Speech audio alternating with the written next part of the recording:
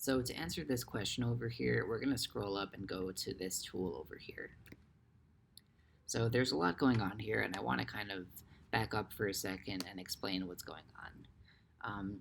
So if you're on the turn and you bet full pot, and you have zero equity, and like you're never going to be able to get a scare card on the river and like bluff at that scare card, if we just assume that those things aren't factors, a full pot bluff needs to work 50% of the time. Half pot is 33, a third pot is 25.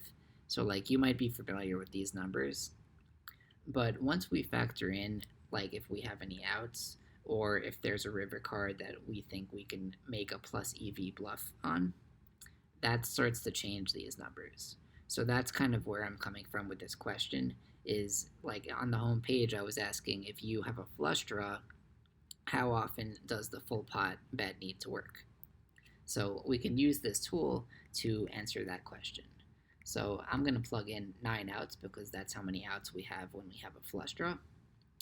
And we can see that, it's about 37%, so it dropped by about 13%.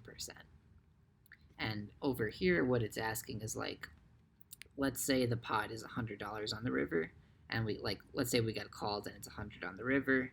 It's asking like, when you hit your out, how much more money do you expect to win? So like maybe we expect to win another $50 on the river when we hit our out.